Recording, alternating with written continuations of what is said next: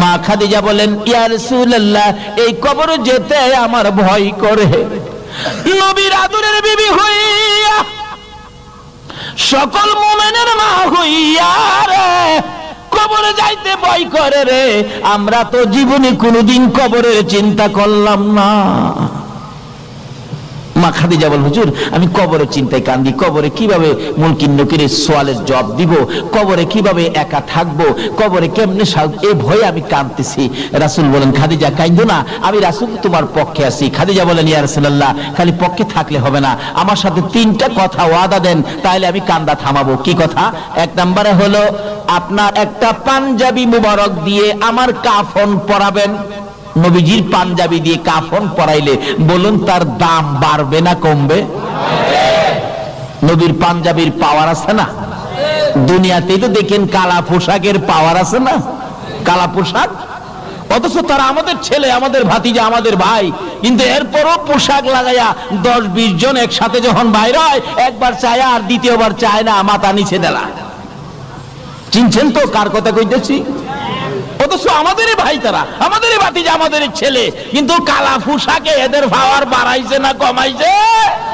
খাদিজা বলছে, নবী গো, আপনার একটা জামা আমার গায়ে লাগাবেন। বলুন, নবীর জামা যার গায়ে লাগবে তার পাওয়ার বাড়বে না কমবে?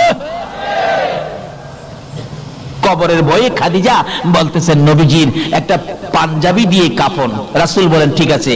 আর দ্বিতীয় কথা কি? নবী গো, আপনি আমাকে যে কবরে শোয়াবেন, আমাকে শোয়াইবার আগে আপনার শরীর মুবারক দিয়ে এই কবরটা একটু মরাইয়া দিয়ে আসবেন।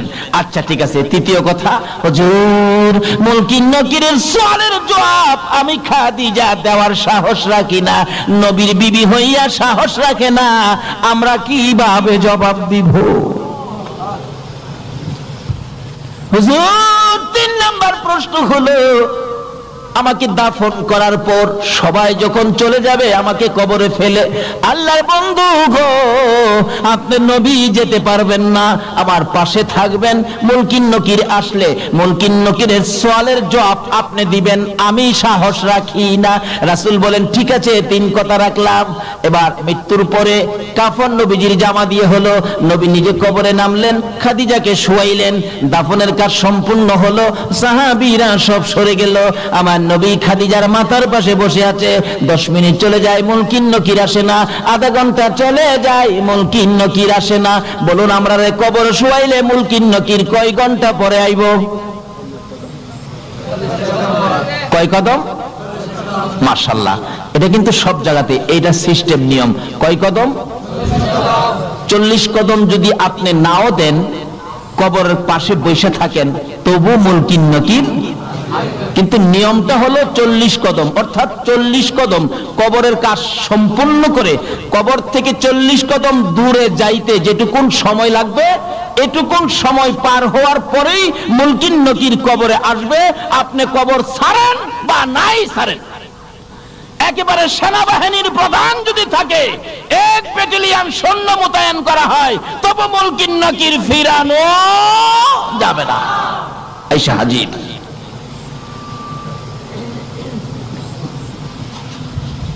হাজির হয়ে গেছে।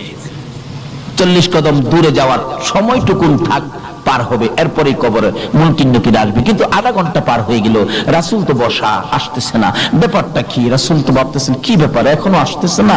আমার আল্লাহ কয়, জিবরাইল রে, যারে যা আমার বন্ধুর কাছে যা, খবর দিয়া সবাই হাজির হয়ে গেলেন। ইয়া রাসূলুল্লাহ, আল্লাহর সালাম গ্রহণ করুন। আমি জিবরাইলের সালাম গ্রহণ করুন। কি খবর রে জিবরাইল, মুনকির নকির কোথায়? হুজুর মুনকির নকির আসবে না গো, খাদিজার খবরে মুনকির নকির আসবে না। জিবরাইল কেন আসবে না? সিস্টেম হলো, বিধান হলো, মুনকির নকির সকলের কবরে আসবে, খাদিজার কবরে কেন আসবে না? জিবরাইল বলেন, ইয়া রাসূলুল্লাহ, না আসার কারণ হলো, খাদিজা যেদিন মুনকির নকিরের প্রশ্নের জবাব সওয়ালের ভয়ে যেদিন দুনিয়ার মধ্যে কান্নাকাটি করেছে, কবরের ভয়ে যেদিন দুনিয়ার মধ্যে খাদিজা কান্নাকাটি করেছে, হুজুর খাদিজার চোখের পানি দেখে গো আমার আল্লাহর বড় মায়া হয়েছে।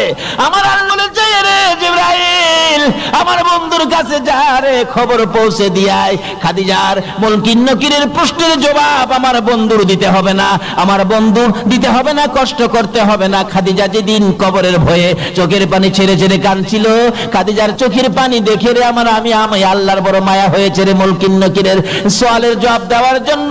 আর আমার বন্ধুর কষ্ট করতে হবে না, আমার বন্ধুর কানে খবর দে, খাদিজার কবরের মুনকির নকিরের সওয়ালের জবাব আমি আল্লাহ নিজেই আদায় করে দিয়েছি। কখন দিয়েছে? যখন এই বয়ে কাঁদছিল। বলুন, কবরের বয়ে কাঁদছেন এমন কেউ বলতে পারবেন?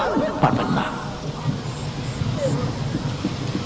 তাই কবি বলেছেন, কবরেরও হালত যদি জানিতা, ঘর বাড়ি সারিয়া পাগল হয়ে যাইতা।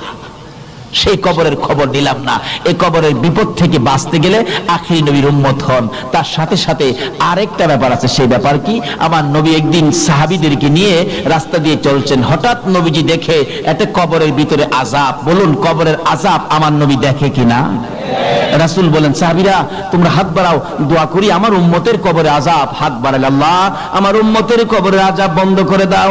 জিবরিল এক, হুজুর আপনি দোয়া করলেও আযাব বন্ধ হবে না। কই কি? রাসূলের দোয়ায় আযাব বন্ধ হবে না? কেন বন্ধ হবে না হুজুর? বন্ধ হবে না কেন রে জিবরাইল? আমি তো আমার সাহাবীদেরকে নিয়ে দোয়া করতেছি। জিবরাইল বলে, হুজুর শুধু সাহাবী কেন, 1,24,000 পয়গাম্বর সহ যদি দোয়া করেন আপনি সকল পয়গাম্বরের নেতা হইয়া, তারপরও আজকে দোয়া কবুল হবে না। আরে জিবরাইল, কেন কবুল হবে না? হুজুর আপনার এই উম্মত তার মায়ের কলিজায় আগুন দিয়া কবরে শুইছে, যতক্ষণ পর্যন্ত তার মা তাকে ক্ষমা না দিবে গো, ততক্ষণ পর্যন্ত রাসূলের দোয়াও কবুল হবে না। আরে মা বাবার কথা মতো যে জন চলে না, বলুন মা বাবার কথা মতো যে জন চলে না, আল্লাহ নবীজির দয়া তারা পাবি না। আইরে আল্লাহ নবীজির মা বাবাকে দুঃখ দিলে নামাজ রোজা যাইবি ফলে, মা বাবাকে দুঃখ দিলে নামাজ রোজা যাইবি ফলে, মার কলিজায় আঘাত দিলে খোদা সহে না, মার কলিজায় আঘাত দিলে খোদা সহে না, আল্লাহ নবীজির দয়া তারা পাবি না। আইরে আল্লাহ নবীজির দয়া তারা পাবি না। নবী বলেন, জিবরাইল তার কবরের আযাব আমি যে সইতে পারি না। জিবরাইল বলেন, ইয়া রাসূলুল্লাহ যতক্ষণ পর্যন্ত তার মা জীবিত আছে, তার মা তাকে ক্ষমা না দিবে, ততক্ষণ পর্যন্ত আপনার দোয়ায়ও সে মাপ পাবে না। কত বড় কথা! রাসূল দোয়া করেন, কবুল হয় না। কাকে কষ্ট দেওয়ার কারণে? মরেছেন কাকে কষ্ট দেওয়ার কারণে? কারণ মা, কোন মা চিনছেন? রাত্র 2টাই হোক 2:30টাই হোক, সন্তান বাড়িতে না আসা পর্যন্ত বলুন তো বুড়িশ্বরের কার ঘরের দরজাটা খোলা আছে? কয়েকজনে কইছে সন্তান বাড়িতে আসলো না। এই বুড়িশ্বরের একজন সন্তান বাড়িতে আসলো না, 2টা বেজে গেছে রাত্র, সারা বুড়িশ্বরের ঘরে ঘরে দরজা বন্ধ, একটা ঘরের দরজা বন্ধ হলো না। বলুন তো এই ঘরটা কার ঘরটা? আরো যদি কোন মা। কোন মা? যেই মার পেটে 10 মাস 10 দিন ছিলাম। এরকম রাত্রে আমরা সকলেই একদিন মায়ের পেটে ছিলাম কিনা? এই রাত্রে মা আপনাকে আমাকে পেটে নিয়ে ঘুমাইতো, কিন্তু আমরা মাকে ঘুমাইতে দেই নাই। একটা লাথি মারছি, মা চট করে ঘুম থেকে উঠছে। আর একটা লাথি মারছি, মা জিহ্বা কামড়ায়া সহ্য করেছে। অথচ পাশে বাবা শুয়েছিল, বাবাকেও ডাক দেয় নাই।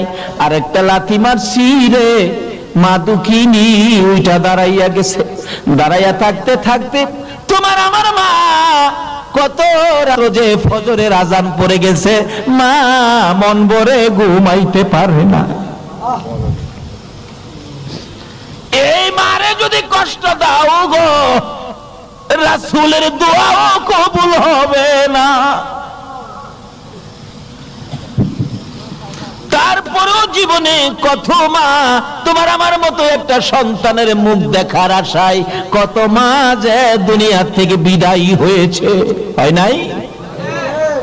ডেলিভারিতে অনেক মহিলা মারা যায় না, তারপরও মা জাতি মহিলা মেয়ে তাদের কত সাথ, তাদের সঙ্গে মহিলাটা ডেলিভারিতে মারা গেছে, এরপরও অন্য মহিলারা কি বাচ্চার আশা কি ছাইরা দিছে? জীবন দিয়ে হইলেও একটা বাচ্চার মুখ দেখতে চাই। বাবারা, কবরে যাবেন, এই মার সাথে ব্যবহার কি করেছেন এটা আগে পরিষ্কার করেন।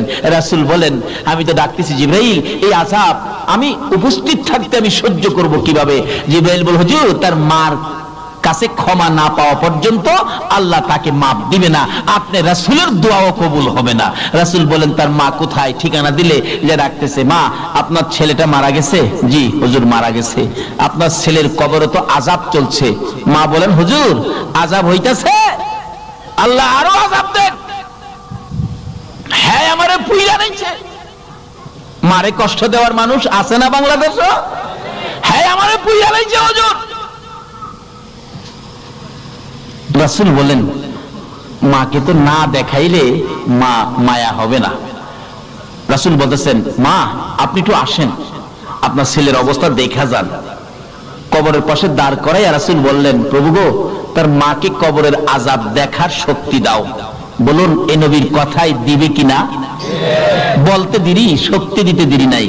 মা দেখে কবরের ভিতরে আযাব, মাথার থেকে চামড়াটা সিলাইয়া একটা টানে পাও পর্যন্ত নিয়ে যায়, আর ওই সিলানো শরীরের মধ্যে দাও দাও করে আগুন। ছেলেটা মা মা কইয়া চিৎকার মারে। মারে চিনেন না? বিপদে আপদে পড়লে বলুন অটোমেটিক মুখ দিয়া কার কথা আসে? পায়ে ব্যথা পাইয়া পায়ের নুকটা একবারে সিটা পড়ে গেছে, বলুন পায়ে হাত দিয়া কি বলে কাঁদতেছে বাচ্চাটা? মা মা গো মা। পেট ব্যথায় অস্থির, শ্বশুর বাড়ির খাইয়া এমন খাওয়া খাইছে ব্যথা উঠছে পেটে, বলুন কি বলে কাঁদতেছে জামাই? মা মাগো। শাশুড়ি কই, বেটা আমার বাড়ির খাইয়ে তোর মারে ডেকে কান্দোস? আমার আল্লাহ কই, তোর বাড়ির খাইলে কি বো, ব্যথাই বেদনায় মার কথাই আসবে, জুতা দাবাই রেলেও তোর কথা কেন? এই সন্তান নিয়ে কষ্ট ব্যথা বলুন কে বুক করেছে? মা। এই জন্য ব্যথাই বেদনায় পড়লে কার কথা মুখ আসে? মা। বলে হুজুর বাবার কথা কইতেন না, বাবা কি কম কষ্ট করছে, রোজগার করে খাওয়াইছে না? বাবার কথা আসে একবার, কোন সময়? ব্যথাই বেদনায় না।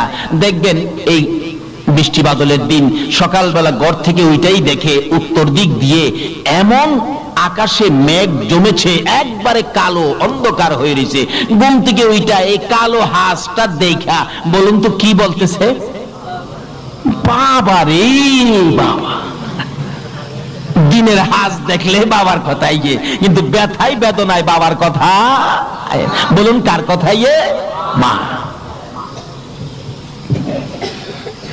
রাসূল বলতেছেন, আল্লাহ তার কবরের আযাবটা দেখার শক্তি দাও। মা দেখতেছে ছেলেটা সমস্ত শরীরের চামড়া নাই, জাহান্নামের আগুন দাও দাও করে জ্বলতেছে। মাগো মাগো মাগো কইয়া কাঁদতেছে। আবার চামড়া ভরে যায়, পাও থেকে ফেরেশতারা চামড়াটা সিলাইয়া মাথা পর্যন্ত আনে, আবার জাহান্নামের আগুন জ্বলতে থাকে। মাগো মাগো কইয়া কান্দে। মা সন্তানের ব্যথা দেখে রে মা নিজের ব্যথা ভুলে গেছে। তাই আমি বলি ছেলে মাকে ভুলে যাই গো, মা ছেলেকে ভুলে না। এমন দরদি মাকে আর ব্যথা দিও না। মা ডাকতেছে, ইয়া রাসূলুল্লাহ আমাকে যত ব্যথাই ছেলে আমাকে দিয়েছে আমি সহ্য করতে পারবো, কিন্তু ছেলের ব্যথা আমি মা হইয়া সইতে পারি না। হুজুর আমি আমার সন্তানকে মাফ করে দিলাম, আপনি বলুন না আমার আল্লাহকে যেন মাফ করে দেয়।